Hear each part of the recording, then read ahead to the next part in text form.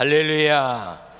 많은 분 만나고 여러 곳 다니고 많은 말을 하는 때입니다. 무엇을 하든지 말에나 일에나 다 주 예수의 이름으로 해야 합니다. 예수님 냄새나는 향기 되고 예수님 드러내는 편지 되고 살맛 나게 하는 소금 되고 빛 발하는 삶이 되기 위해 힘써야 합니다. 그런 삶의 주인공이 되시기를 축원합니다. 많이 웃어야 되는 때입니다. 명절이라고 좋아하는 때인데 잘 웃지 않습니다.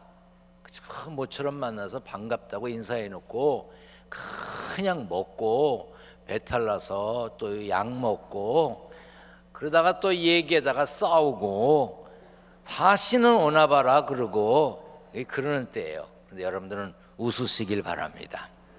저를 보고 한번 웃어보세요. 그게 웃는 거예요.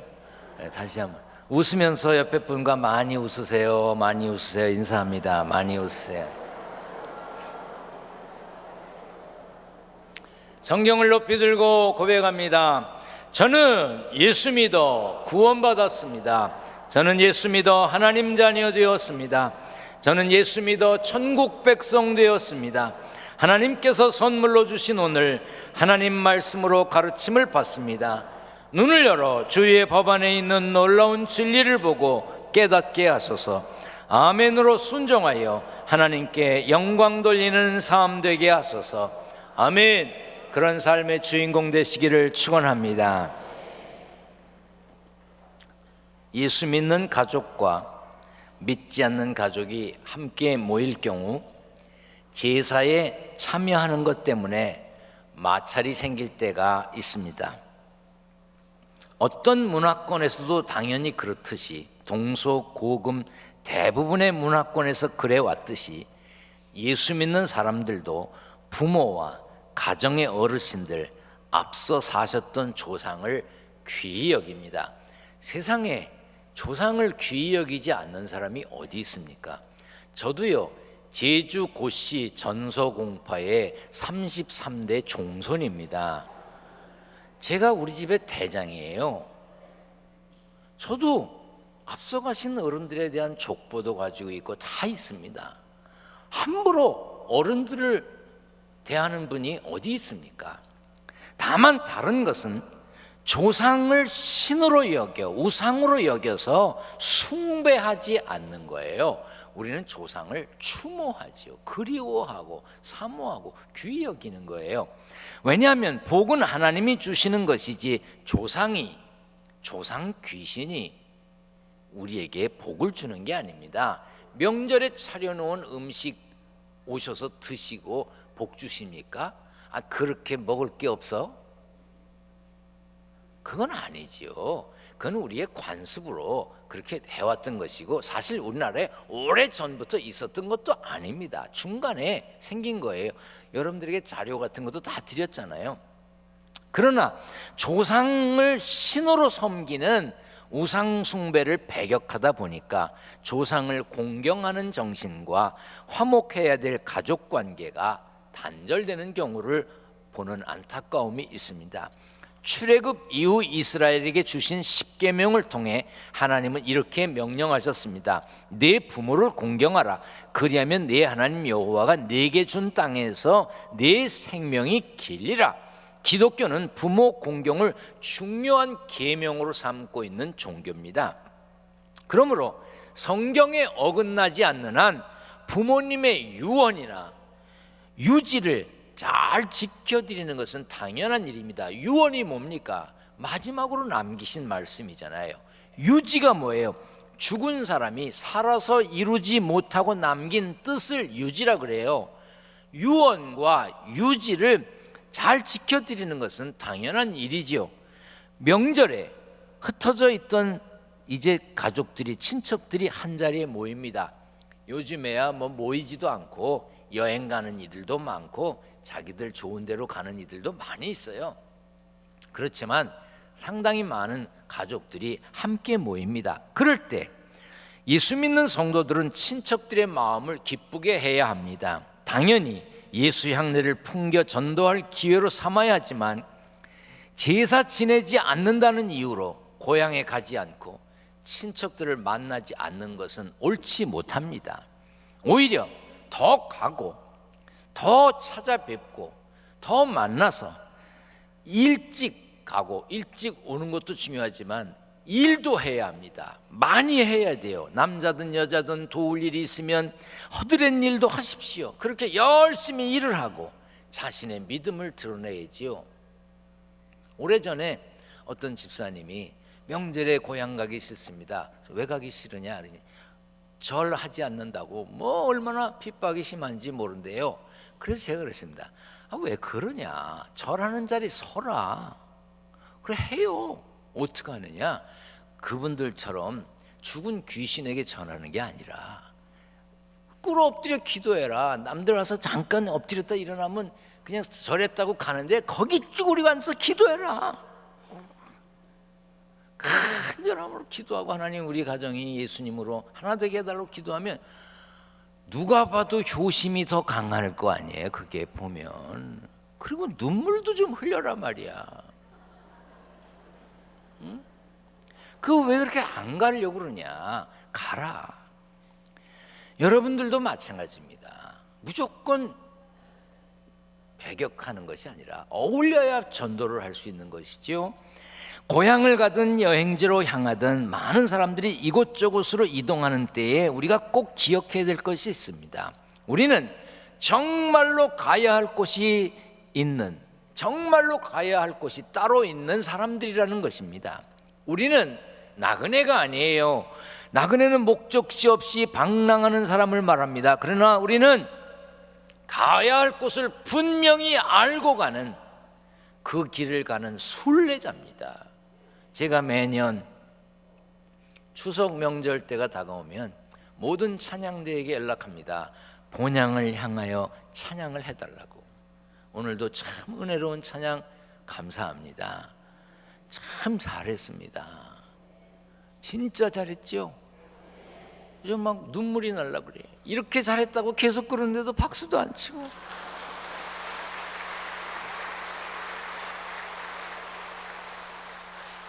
저는 이 찬양 부를 때 같이 부르고 또 이렇게 찬양을 들으면 가슴이 뭉클하고 눈물도 나요.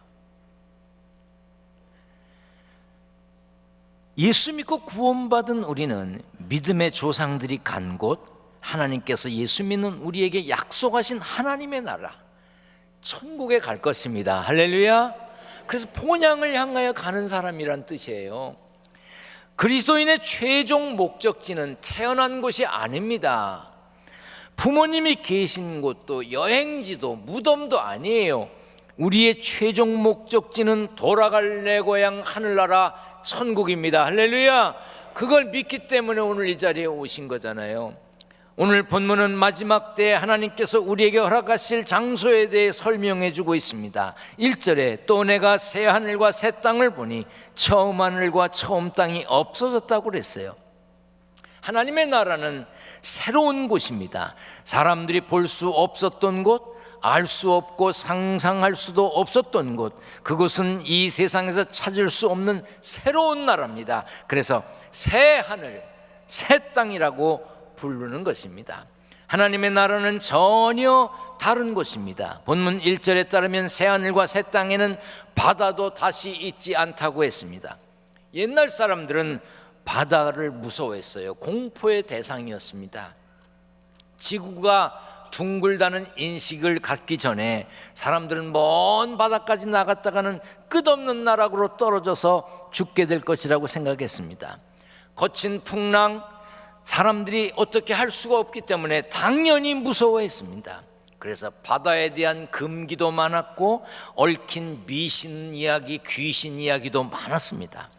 선박 제조 기술이나 항해 기술이 다른 과학 분야보다 좀 늦게 발달한 이유도 바다에 대한 두려움과 관계가 있는 것입니다.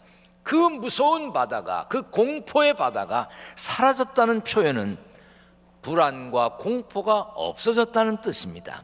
하나님의 나라는 어떤 곳이냐? 불안과 공포가 없어진 곳, 염려가 없는 곳, 평안한 곳을 말하는 것입니다. 우리가 그곳의 주인공인 것을 믿기 때문에 이 자리에 왔습니다. 할렐루야. 하나님의 나라는 거룩한 곳입니다. 거룩하다는 말은 구별되었다는 뜻입니다. 본문 2절에 또 내가 보매 거룩한 성 새 예루살렘이 하나님께로부터 하늘에서 내려오니 그랬어요. 부정한 것, 잘못된 것, 어두운 것, 죄된 것과 구별된 나라가 하나님의 나라입니다. 그리고 하나님의 나라는 최고로 아름다운 곳입니다. 본문 2절에 거룩한 성 새 예루살렘은 신부가 남편을 위하여 단장한 것 같더라 그랬습니다. 결혼하는 신부는요, 그날의 최고의 주인공입니다. 예식장에 가보면 막 꽃으로 장식을 해놨어요. 그리고 뭐 화려한 인테리어를 해놨습니다. 우리 교회 청년들 중에 결혼을 하려고 그러는데 그 멋있는 예식장에서 결혼을 하려고 그럽니다. 그래야 사진도 멋있게 나올 것 같고, 그래서 거기에서 하려고 그러는데 너무 좋은 예식장이라 예약이 밀려서 1년 뒤에나 결혼할 수 있다는 거예요. 내가 그런 청년들에게 하는 말이 있습니다. 예식장 멋있는 데 잡는 게 아니다. 그날의 주인공은 신부고, 신부가 최고로 예쁜 꽃이기 때문에 꽃장식도 많이 하면 안 되는 거예요. 화려한 장식이 있는 예식장을 택해야 될 사람은 따로 있다. 도저히 인물에 자신이 없어서 사람들의 시선을 다 장식으로 뺏고, 그리고 다 꽃을 보게 해서 신부 얼굴 쳐다보지 말게 하기 위해서 꽃을 화려하게 꼽는 거야. 이쁜 사람은 꽃 부케도 조그만 거 들으면 된다. 여러분 잘 들으세요, 청년들. 예식장 화려한 데 잡는 신부는 좀 모자라는 거야. 우리 교회 꽃꽂이 위원들은요, 제가 가본 데 중에 꽃을 우리 교회처럼 예쁘게 잘 꽂는 그런 교회가 없어요. 절기에 따라 얼마나 예쁘게 꽂는지 몰라요. 그런데 내가 꽃꽂이 위원들에게 늘 하는 얘기가 있습니다. 좀 멀리 꽂아라. 교회에 와서 이 꽃이 잠깐 보고, 아우 오늘 이런 절기에 이런 의미로 꽂았구나 그래야지, 이게 늘 계속해서 보고 있으면 안 된다. 또 하나는 너무 높이 꼽지 말아라. 꽃 잠깐 보고 절을 봐야지. 절을 말씀을 들으려고 입을 봐야지. 여기에 모든 정신이 빠지면 되겠어요? 신부는 최고로 아름다운 사람이잖아요. 하나님의 나라는 어떤 곳이냐? 남편을 위하여 단장한 신부처럼 아름다운 곳이라는 뜻이에요. 그래서 오늘 본문에 이어지는 요한계시록 21장에 보면 하나님의 나라를 금, 옥, 수정 등 아름다운 보석으로 표현했습니다. 이렇듯 하나님의 나라는 보이는 아름다움뿐 아니라 보이지 않는 기쁨과 행복이 가득한 곳입니다. 요한계시록 22장에 보면 천국에 대해서 더 자세히 설명이 되어 있는데, 그곳은 생명수가 흐르는 깨끗한 강과 12종류의 과실나무가 있는 풍요로운 곳이고, 저주가 없는 완벽한 곳이며, 완전한 섬김이 있고 완벽한 친교가 이루어지는 곳이며, 완전한 영광이 있는 곳이며, 등불과 햇빛이 필요 없는 아름다운 곳이라고 했습니다. 사람의 언어는요 완벽하지 못합니다. 그래서 어떤 상황이나 어떤 장소를 완벽하게 똑같게 설명하기가 어렵습니다. 왜? 언어의 한계가 있기 때문이지요. 이 완벽하지 못한 사람의 말로 다 표현할 수 없는 곳이 어디냐? 하나님의 나라 천국입니다. 그러나 우리가 다 표현 못해도 예수 믿는 우리는 약속된 하나님의 나라 천국의 주인공인 걸 믿습니다. 여러분들이 그 믿음을 가졌기 때문에 이 자리에 오셨습니다. 그러면 그곳의 주인공인 걸 믿으시기를 축원합니다. 성경 말씀에 우리를 향한 가장 귀한 약속은 요한복음 3장 16절입니다. 다 같이 한번 읽어보겠습니다. 하나님이 세상을 이처럼 사랑하사 독생자를 주셨으니 이는 그를 믿는 자마다 멸망하지 않고 영생을 얻게 하려 하심이라. 이 약속을 이루시는 분이 하나님이십니다. 우리는 예수 믿으면 멸망하지 않고 영원한 생명을 얻는다는 약속을 믿는 사람입니다. 예수님이 하나님의 나라에 대해 이렇게 말씀하셨습니다. 내 아버지 집에 거할 곳이 많도다. 하나님 나라에 머물 여유가 있다는 거예요. 거할 곳이 많답니다. 하나님의 나라는 경쟁을 해서 어떤 사람은 뽑히고 어떤 사람은 안 뽑히는 그런 곳이 아닙니다. 여유가 많아요. 예수 믿으면 누구든지 갈 수 있는 곳입니다. 아멘. 우리 중에 경쟁해가고 반은 가고 반은 못 가느냐? 그러면 그건 문제가 있죠. 그런데 하나님의 나라는 거할 곳이 많답니다. 여러분, 갈 곳 많은 하나님의 나라에 감사하시길 바랍니다. 이 갈 곳이 있는 게 얼마나 중요한데요. 어젯밤에 어디서 주무셨어요? 주무실 곳이 있는 것에 대해서 감사하셨어요? 저녁에 잠자리에 들면서 하나님 감사합니다. 오늘도 등을 대고 누울 곳이 있습니다. 감사합니다. 그렇게 하고 기도하셨나요? 여러분, 기도하셔야 됩니다. 잘 곳이 있다는 것은요, 행복이요 축복입니다. 제가 미국에 가서 사는데 알래스카에서 연락이 왔어요. 뭐라고 연락 왔냐면요, 부흥회를 와서 해달라는 거예요. 거기에는 델타 정션이라는 곳이 있는데 남자분은 카펜터야. 이름이 카펜터, 목수. 그 사모님이 한국 분이세요. 근데 그 델타 정션이라는 곳에는 군인들이 주둔하는 곳인데 미군들이 대부분인데 미국 사람들하고 결혼한 한국 사람들도 많이 있는 그런 곳이더라고요. 그런 곳에서 저를 보고 부흥회를 오라는 거예요. 왜 안 가? 아니, 거기 돈 들여서도 갈 텐데 여비도 준대지, 재워준대지, 먹여준대지, 왜 안 가겠어요? 간다 그랬지요. 당연히. 얼마 있다가 어떻게 올 거냐요? 몇 월 며칠 날 비행기로 도착하네요. 그래서 제가 뭘 비행기를 타고 가냐고, 운전하고 가겠다고 그랬습니다. 저는 여기서 부산 정도까지는 운전하고 가봤어요. 뭐 부산이야 뭐 가뿐하게 갔다 오잖아요. 그러니까 지도를 보니까 가깝더라고. 지도에 지도는 가깝잖아요. 손변 하나도 안 되잖아. 가깝더라고. 그래서 까짓 거 뭐 아직 젊은데 왜 못하겠어. 그리고 운전하고 간다고 일주일 전에 출발했는데요, 정확히 기억이 안 나는데 하루에 10시간, 15시간씩 운전해서요 닷새인가 엿새를 갔어요. 참, 나도 대단한 사람이에요. 카나다 북쪽으로 올라가니까요, 포장도 안 돼 있어. 비포장이야. 지금은 어떤지 모르겠습니다만 그때 비포장이야. 가다가 보니까 막 곰이 나타나. 지금 미국 가 있는 우리 아들 목사는 또 곰 보고도 얼마나 좋아하는데 난 조을 입고. 그런데 두 가지가 무서웠습니다. 하나는 기름이 떨어지면 큰일 아니에요. 주유소가 아무 데나 없어요. 그래서 기름이 절반 밑으로 가려고 그러면 보일 때마다 기름을 넣습니다. 저는 그때부터 습관이 돼서 여기 와서도 기름이 절반 이하로 떨어졌는데 기름 안 넣으면 못 견뎌요. 두 번째는요, 해가 저물었는데 잘 데가 없는데 무서워요. 이게 워낙 뜨문뜨문 사람이 사니까 어딜 가야 숙소를 정할 수 있는지 알 수가 없는 거예요. 요즘처럼 스마트폰이 있어서 뭐 호텔을 미리 정하고 갈 수도 없는 거고 연락도 할 수 없는 거고요. 그냥 가다가 잘 곳이 나타나면 들어가려고 하면 no vacancy, 빈 방이 없다는 거예요. 그러면 공포입니다. 공포. 여러분, 잘 데가 있는 거, 거할 곳이 있는 거, 그것은 은혜요 축복입니다. 아멘. 그런데 하나님의 나라는 거할 곳이 많답니다. 넉넉하답니다. 누구나 예수 믿고 오래입니다.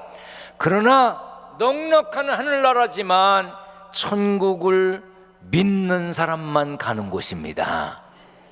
천국을 믿는 사람만 가. 예수 믿지 않고 천국을 믿지 않는 사람은 그가 믿지 않는 믿음대로 가지 못합니다. 미국의 정치인으로서 국무장관을 지낸 윌리엄 브라이언이라고 하는 분이 계십니다. 이분이 1925년에 돌아가셨으니까 아마 1900년 언저리에 이집트를 방문했던 것 같습니다. 이집트에 방문했는데 미이라를 구경하는데 3000년 된 미이라를 봤어요. 근데 그 미이라 속에 밀이 바짝 말라 탁탁하게 된 것이 밀이 있더래요. 근데 그걸 한 움큼을 집은 거야. 요즘 같으면 어림도 없는 일이지요. 남의 나라에 가서, 그것도 유적지에 가서 뭘 함부로 집어오다간 큰일 납니다. 근데 이분 그걸 집어왔대요. 미국으로 돌아가서 자기 집에다가 심어놓고 물을 줍니다. 한 달쯤 지났는데 3000년 된 밀 이삭이 싹이 나더라는 거예요. 그리고 자라더래요. 1년 뒤에는 다른 종자와 같이 수확을 했다는 것입니다. 그부터 그분이 이렇게 말하고 다녔습니다. 3000년 묵은 딱딱한 밀 아래서 생명이 솟아나게 하시는 하나님이 인간을 죽음에서 부활시킬 수 없겠는가? 수천 년 된 알곡도 생명을 품고 있는데 우리의 인생이 사람이 고작 80, 100년으로 끝나겠는가? 만약 우리의 삶이 이 세상으로 끝이라면 예수 믿고 복음 전하기 위해 목숨 걸고 선교사로 떠난 분들, 총탄에 맞고 질병으로 사고로 죽은 선교사들, 너무너무 불쌍한 거지요. 의사가 되고 약사가 되고 간호사가 되고 공부 많이 해서 전문인이 되었어도 인생의 재미를 다 포기하고 어려운 나라에 가서 복음 전하고 봉사하며 살다가 죽어간 사람들, 만약 이 세상의 삶으로 끝이라면 그들의 인생이 얼마나 불쌍하냐 그 말이에요. 다음 달이면, 지난 8월 달에 아프리카에 가서 제가 초청했던 모잠비크 목사님들 6분이 우리 교회에 방문하십니다. 작은 나라, 살기 어려운 나라일수록 여권을 받기가 어렵습니다. 그런데 그 목사님들은 여권을 다 받으셨습니다. 할렐루야. 우리나라 비자를 받기가 어렵습니다. 우리는 대한민국 사람이라 잘 모르지만요, 우리보다 어렵게 사는 나라의 사람들이 대한민국에 들어오기 위해서 들어와도 좋다는 허가증, 그 비자를 받는 게 쉽지 않습니다. 그런데 그 목사님들 비자도 다 받으셨습니다. 할렐루야. 그래서 10일 날, 다음 달 10일 날 오실 겁니다. 여기저기 많이 모시고 다니려고 합니다. 그런데 그분들이 오시면 서울 양화진에 있는 외국인 선교사 묘역도 가보려고 합니다. 지금 우리가 이렇게 사는 거, 우리가 이렇게 신앙생활하는 거, 선교사들이 한국에 와서 복음을 전하고 학교를 세우고 병원을 세우고 그러면서 이 땅에 변화를 가져왔고 그분들이 목숨 바쳐 여기 와서 일했기 때문에 이렇게 되었다는 것을 알려주려고 합니다. 만일 우리의 삶이 이 세상으로 끝이라면 예수 믿는 사람의 삶이, 복음 전하다 죽어간 사람의 삶이 가장 불쌍할 것입니다. 그러나 성경에 뭐라고 그랬습니까? 만일 그리스도 안에서 우리가 바라는 것이 다만 이 세상의 삶뿐이면 모든 사람 가운데 우리가 더욱 불쌍한 자이리라. 그런데 우리는 불쌍한 자가 아니지 않습니까? 예수 믿는 우리는 천국이 약속된 나라가 새하늘과 새 땅이 보장되어 있는 사람들입니다. 누구든지 예수 믿고 죄 사함 받으면 하나님 나라에 갑니다. 그러나 아무리 유명해도 아무리 착해도 아무리 돈이 많아도 생명이요 길이신 예수님을 영접하지 않으면 하나님 나라와 상관이 없게 됩니다. 요한복음 14장 6절입니다. 내가 곧 길이요 진리요 생명이니 나로 말미암지 않고는 아버지께로 올 자가 없느니라. 고향 모를 수 있습니다. 고향 못 갈 수 있지요. 못 가도 됩니다. 그러나 영원한 천국 거기 못 가면 그것이 비극입니다. 우리 모두 이 땅의 사명을 다하면 하나님이 예배해 두신 하나님의 나라 천국에 가서 살 것입니다. 거기에 가서 만나야 진짜 승리자입니다. 모두 거기서 만나시기를 축원합니다. 그것 때문에 예수님이 이 땅에 오셨고 십자가에서 피 흘리셨고 수많은 선교사들이 죽어갔으며 우리가 전도해야 하는 것입니다.